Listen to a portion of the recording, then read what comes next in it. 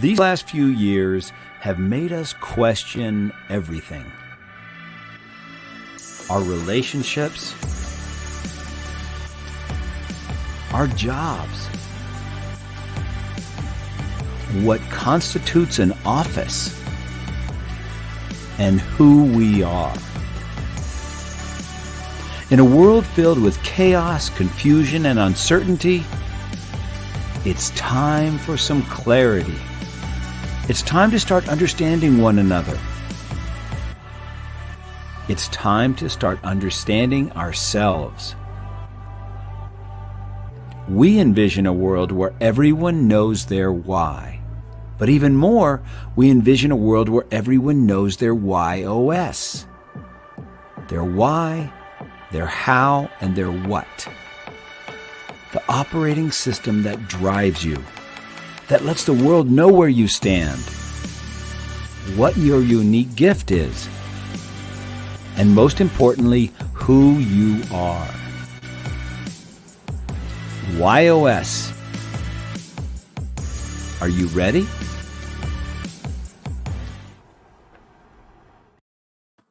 Hello, everyone, and welcome to Why Not Wednesday. We are here today with my good friend, Daniel Hammond, the business interrogator. If that doesn't make you want to ask a question, I don't know what else will. Somebody who's a business interrogator, and we were just talking in the pre-show, Daniel, about me getting interrogated about a new venture that I'm starting. So I'm looking forward to that. But let me introduce you to Daniel Hammond real quick. I want to let you know a little bit about him. He is an entrepreneur. He serves in the senior leadership nonprofit role with a Central American focus on solving root causes of irregular migration in Honduras, El Salvador, and Guatemala. His unique ability is to quickly adapt and build trust, absorb knowledge, discern connections, optimize strategies, overcome problems, and positively influence outcomes in order to maximize success, to protect against risk, to oppose evil and injustice, and to fight for what is right and true. You sound like a superhero, Daniel Hammond. That's part of my origin story right there, Dan. And man, I love that introduction. Tell us about it. Yeah,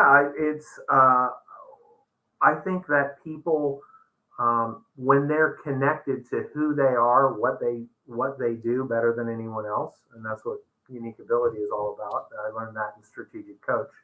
Right. And really understanding what drives you is huge in life. And I think people who don't have that level of clarity, in some ways, are walking around a little zombified, right? They're a little aimless, without purpose. And I think I love getting clarity in what drives people and why certain things matter to some people and not other people. And those are fun things to interrogate on. Man, that is one of the best introductions. I always ask guests, hey, how do you want to be introduced? And that I've got to give credit to whoever helped you come up with that, because that's one of the best introductions I've read here, because I know who you are based on what I'm reading. I love, where you talk about maximizing success, protecting against risk, but opposing evil and injustice, and then fighting for what is right and true. How does a person not get behind that? Well, I wish everybody were on Team Good Guy, but they aren't. And so a lot of I believe that things go well when you work them from the bottom up, right? I think a lot of people have solutions that they're selling top down that don't take us in a good way as a humanity. Yeah, that is so true. Well, Daniel, one of the things I like to do to get started, as you know, I lead everything with my why. And of course, every guest that comes on Why Not Wednesday takes the WHY.os discovery. So we did yours, and I like to introduce you to our audience, because that's what they talk about. That's what they know is the WHY.os. So let's talk about your why of better way, your how of makes sense, and your what of contributes. So what we know about folks with your combination of why, how, and what is you're a constant innovator. You're somebody who's always looking for a better way, and you're looking to share it. When you find a better way, you want to share it with others. And the way you find those better ways is by making sense of things that are complex and challenging. And I can see that. We're both veterans. You were in the Intel space. You like to solve problems. And as you solve problems, you find better ways to help people. And then ultimately, what you bring, what people can count on from you, is that you're going to contribute to their success. I can see your superiors in the Army being very glad that they had a guy who was going to look for a better way to do things, who was going to make sense of what information you grabbed. And you probably got a lot of information as an interrogator, and then ultimately contributing to the mission at the end. So how did that resonate with you, Daniel? It does. And it was an interesting time for me in the Army, because when you're looking for a better way there's one way to do things in the Army. That's the Army way. And that's not always the better way. So finding out how to do things better enough and Army enough to not get myself in trouble, that was a pretty fine line to walk. But what I think my superiors appreciated was when there was a job that nobody knew what to do, you could just throw me at it and I would figure it out. And so I became sort of that Swiss Army chainsaw of solving problems for them. And then, usually when they didn't have that kind of work for me, I usually asked them a bunch of questions that made them uncomfortable. So they would look to send me off fairly often. But I was blessed in that my 14 years in the Army, I never worked a day in my rank. I was always in one or two rank positions higher than the rank on my lapel. So that was unusual, I think, for the military career. That is so good, Daniel. So tell me, did you start off as an enlisted soldier? Were you an enlisted soldier the whole time? And what was your rank when you got out? Yeah, I was enlisted. I ended up. When I finished, I was in an E8 position as an E6, and I was excellent. Getting promoted to staff sergeant was so fun and exciting. I managed to do it twice. Excellent. So and I know exactly how the Army rank system works. I went in, I was an enlisted, and then I went through the ROTC program, and then I was an officer. Believe it or not, my first branch coming out of ROTC was in the military intelligence, and then I switched over to quartermaster. Then I became a quartermaster working for the 3rd Armored Cav, and then I became a ranger. How many quartermaster officers do you know that went to ranger school? But I had that interesting opportunity to get to go to ranger school and do that kind of stuff. One of the things I know, you don't get to an E6, and you don't get to an E6 twice without doing a lot of things right. And one of the things you mentioned is you were always in a position that was probably 2 ranks above where your current rank was. What was it you think that helped you always be at a level above? And you've talked a little bit about your WHY.os, always looking for those better ways. So we're going to dig into that too. But what was it that allowed you to operate at a higher level? Yeah, I think curiosity is probably the biggest thing. Is you can't give me a role. I'm not a guy that's going to sit here and push a button every 5 minutes, right? I'm going to get insanely bored, and I'm going to cause probably more problems than I'm worth.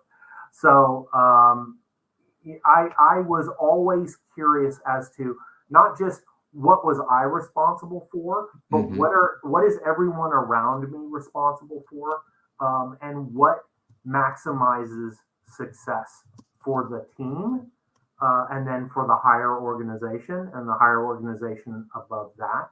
So I was always questioning, even before I was an interrogator, what does victory look like in this place, right? And sometimes it's a simple, we need to go get this box checked so we don't get in trouble. But you can also find, well, if we need to check that box, is there anything else we can do of value? Is there some good training we can get out of this? Is there some way we can make it less miserable for the team to go check this box? And that's one of the, actually getting promoted to E6 twice is not a good thing, because it meant I got demoted at some point as well. when I had a health issue that prevented me from checking the box. So it's not always easy to do things the Army way, and a lot of people, a lot of times you'll run into a situation where what's in it for me prevents people from doing their best. And I lived in a third world country as well, and I think you see that in first world countries as well, in bureaucracies, right? They're like, why should I help you? Because it's your job. They need to know their why better, I think. Well, you bring up something so important, and it's something that obviously you did, Daniel. You did more than what was asked of you, and it's so important in whatever you're doing, whether you're an E1 private or you're a master sergeant. Do more than what's asked of you, and be prepared, because one of the things I know you learned, because you're a combat veteran, is you got to be ready to take over for your leader if he's gone in the next minute. And so it's one of the things the Army preaches. Hey, the mission has to get down to everybody. But as a better way guy, as someone who's always looking for a better way, I'm sure it was a challenge for you, because there had to be times when you said, there's a better way to do this, but they're asking me to do it this way. I am, and feel free to share if you want to, but I'm sure that had a little bit to do with it. You mentioned a health issue. Did that have anything to do with your having to be an E6 twice? Yeah, actually, no, that time didn't. But there were plenty of other brushes with trouble that I got into, because sometimes you're ordered to do things in ways that are not particularly productive. In fact, one day I was ordered to go dig up a motor pool with my team, with our entrenching tools, and it was like concrete down there. So that was not a better way, especially since we had picks and shovels underneath every vehicle. It's like, why are we going to take our little, aluminum tools down there to be destroyed when there's a better way? So that, and I'll even go on to say it didn't make sense, and it was going to limit our contribution, Dan, right? Yeah. So, well, it's not absolutely. It's not a better way. It didn't make sense, and certainly wasn't going to contribute to the well-being of your troops that you're in charge of. And so I'm sure you pushed back. How did that go? Well, I didn't get demoted, but I got, when a lot of times, and this is sort of one of the things that I have as an operating system for organizations, and a lot of that top-down hierarchy gets in the way of doing things better, because a lot of times the people at the bottom understand the problem better. And so when you have, let's say, a commander say, our motor pool needs to be ready for an EPA inspection, and then he tells the battalion commander, who tells the company commander, who tells the platoon leader, platoon sergeant, section sergeants, and then you get ordered to take the wrong tool down there because somebody just decided, well, that's how we're going to solve this problem. There was a better way. Nobody asked. But if I'm ordered to do something and it's not in an illegal order, I can get in trouble, in significant trouble, like thrown in jail and lose my pay kind of trouble. So, you have to make that balance. But for me, it's what best accomplishes the mission. And it's a lot of times it's telephone game. You get things muddled. Whereas, if somebody asks, what does success look like for you? Really, if we never left the motor pool where it wouldn't pass an EPA inspection and the expectations were set at the lowest possible level, and we were given the tools to make sure that, we had drip pans under our vehicles, we would never be down there chiseling the motor pool with picks and shovels, right? So there was a better way, but, a lot of it is, it's a hierarchical system, and they are going to tell you what to do, and they many times think they know better than you do. Daniel, you bring up a great point. What I have found, when I was in the military, so I share a similar why in your WHY.os of challenge the status quo and do things differently. So that can get us in trouble, whether you're looking for a better way or you're saying, hey, why do we have to do it that way?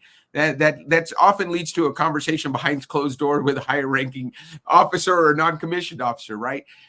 But what I found is the best leaders did exactly what you talked about. They understand that the knowledge exists in the motor pool. The knowledge exists with the troops. So instead of saying, hey, this is exactly how I want you to do it, you give them the mission and then you say, how do you think we should do it? And it's not always a democracy. Of course, there's some things you have to make quick decisions and this is how we're going to do it and we're going to move forward. But I found that those leaders that said, hey, Dan, what do you think we should do? And allowed me to use my creativity and allowed you to use your creativity probably were the best leaders you worked for. Agreed. And I think, there were times when, I was deployed, in a combat scenario and, there were, let's say, 10 commandments of interrogation, right? And, we wrote the policy for our unit because my partner and I were both instructors. And so we knew the policy better than anybody else there. And the leadership said, okay, you can do these 5 rules, but not these 5 rules. And we're like, brain broken, right? That doesn't make any sense. But eventually I got a detainee important enough that I was able to go back and say, hey, look, I really need to fight for these other 5 things because it's going to impact my success, which is going to impact your success. So I literally got a 2-star general to sign an exemption to a bad policy so that we could do things in this particular circumstance the right way. And if I hadn't done that, things would have gone hijacked. I mean, within 24 hours, there were already people making requests that would have happened had I not gotten that exemption to the policy to follow doctrine, which is weird. To follow all 10 of your suggestions, 10 rules that you had. So Daniel, how have you, amazing stuff that you've done. And I see you've got these licenses and certifications so you've kept up your skills. How have you translated, unlike infantrymen, in Rangers, when we get out of the Army, there's some skills that we have not very useful in the civilian world unless we're going to be police snipers and or SWAT teams. You had a great set of skills that you've been able to convert to what you do in the civilian world, and you even have what's called a business interrogation. So tell me how you were able to do that. How you use all the many skills, the certifications you earned in the Army to help businesses in the world that you operate in today.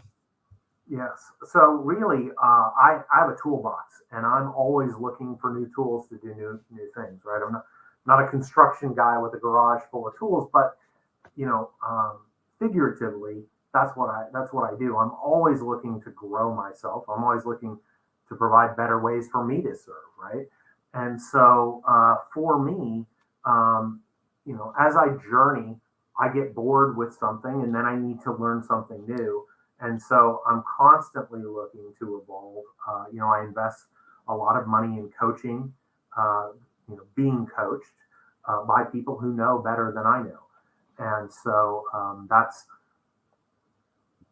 I think I respect specialists in an extreme way. When you can reach a level of mastery in a job and understand it, and believe me, I've run across those people.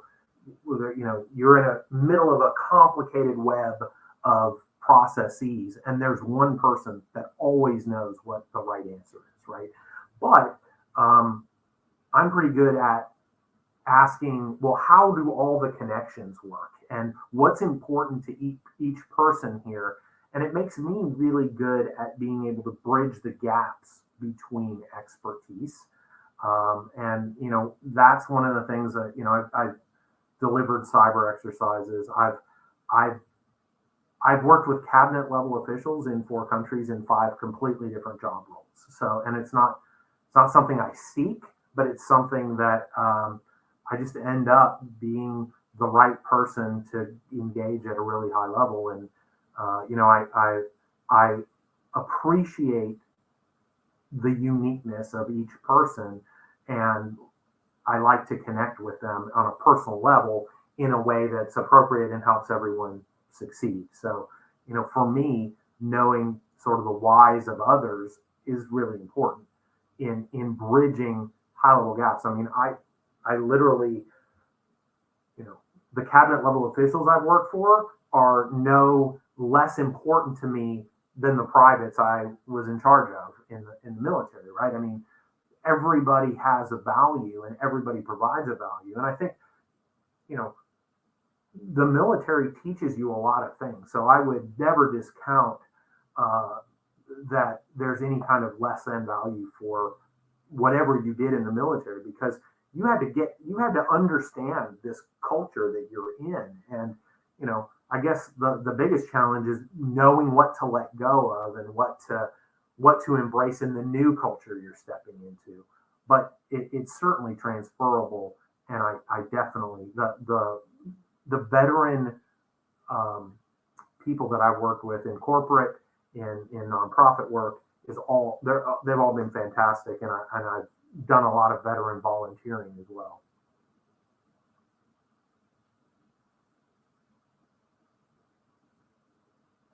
There we go. Speaking of that, Daniel, tell us about business interrogation. What is a business interrogation? Because in the pre-show, we talked about it. You've got a goal of interrogating 100 business interrogating 100 entrepreneurs before the end of the year. So what is a business interrogation, and why do you have that goal? Yes. No, thanks, man. I appreciate that. For one, let's say you have a project and you have the perfect tool for that project, but you left that tool at home, or you don't know how to use that tool. It's not very useful. So at one level, I want to add value to people, but if people don't know what I do and how I serve, then it's hard for them to find me. So I came really in October, realized I need a brand. I need something that says this is what I do and how I serve people. And business interrogation, I was an expert interrogation instructor. That was a level of mastery that I achieved before I got out. I was a contract interrogator, and I helped design an advanced interrogation and analysis course for the U.S. military. I also did a lot of scenario design work and built complicated puzzles for interrogator analyst teams to solve together. So I'm really good at breaking systems down, seeing what works, what doesn't work, asking questions. I was the lead developer of the advanced questioning course or class within this curriculum. And I also, going back to my unique abilities, I build trust fast. I care about people, and I'm not looking for a solution that works for me. I'm looking for a solution that works for you, your employees, your customers. That's the solution I'm looking for. So business interrogation is a 20-minute process where I interrogate an entrepreneur. I ask them, what is your biggest business challenge? Typically, that's one of three categories. It's where do I have a problem? So it's a problem that needs to be solved. The other is I have a process that I'm not happy with. So there's something there. I don't know exactly what it is, but it needs to be optimized, let's say. And the third one is I'm doing something I've never done before. And then usually I ask them questions about, well, if it went as well as you could imagine it would go, how, what's the end result? And then I help them backward plan how they can, create the actions that get them to that success. And I look for where are some hidden risks along the route and where there's some hidden opportunities. Because even if you get clarity around, oh, I'm sure that there's no risk on this path, you might be running past some opportunities and leaving some extra money on the table. So I always help with that as well. And I do it in a 20-minute time period. It's fun for me to keep honed on my focus for the client sitting in front of me. And then I write an interrogation report with some insights. And maybe if I see, hey, I could help support you be successful in transforming this system or achieving this goal or solving this problem, then I list some opportunities of where I see we might be able to collaborate for their success.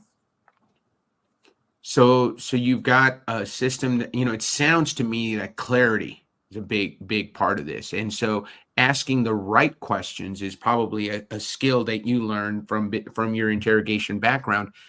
Why 100 entrepreneurs before the end of the year? Yeah, well, we can talk about this now, right? I was unpublished a year and 5 months ago, and our fourth book, the book that we've written together, which is Voices for Leadership, Volume 2, which is currently available in Kindle and will be live on Friday. We would love to have your support for that initiative. I've been the lead author on 2 books already, collaborations talking about customer-driven leadership, which is the operating system my partner invented. And then I also have done, you can maybe just see up in the corner there, Success Secrets of Disruptors. That's another collaborative book that I participated in and may have influenced the naming of. I love to disrupt things for good. I love to ask you the hard questions that maybe you wish nobody had ever asked you. But once they've been asked, then all of a sudden you start thinking, well, it's not going to be that hard to make it better. So going back to Better Way, right? Right. And then I've got one other collaborative work is already submitted, and that should be out in a few months. I've got an invitation for a 6th, and then I want to use these case studies, these 100 case studies, anonymize them and weave them into my first solo book called Business Interrogation that talks about, what are the types of questions you can ask yourself to improve aspects of your life and your business. So which type of entrepreneurs do you want to interview, Daniel? If someone's listening and says, hey, that sounds like something I want to take part of, I want to contact Daniel. What type of business owners or entrepreneurs are you looking to talk to? Yeah. Well, first of all, if business interrogation scares you away, you're probably not the kind of entrepreneur I want to work with. And I chose that name intentionally, right? It's got a little edge to it, and I'm going to ask you questions, and I don't care if they make you uncomfortable, because my goal is to ask you the questions that help us find that better way. Mm-hmm. So to that end, I'm in a strategic coach 10X Ambition program. There are a lot of insanely successful entrepreneurs there. I love doing interrogations with them. The more complex the issues, the more fun it is.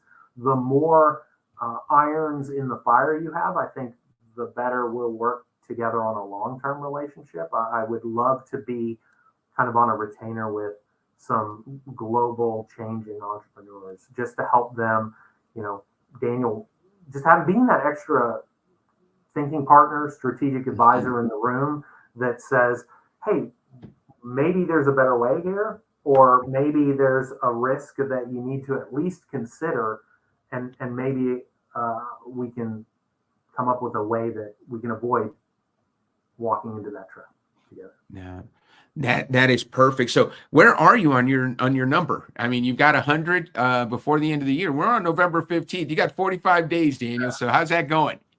I am 25% of the way through. So 25%. So you've got some work to do. I know you've got a strategic plan to get to that 100. I know I'm one of those people you're going to be interviewing. So I know now we're 26% of the way. Yes. Thank you for that. And really, the number's the number. I will, if I get half that number, that's fine. But at some point in December, I'm going to stop taking other calls, and I'm only going to, if you want to talk to me, it's going to be for an interrogation. And so I think the end will kick out a few as people hopefully are aware that I'm doing it and have it in the back of their mind. But, 101 would be better. Yes.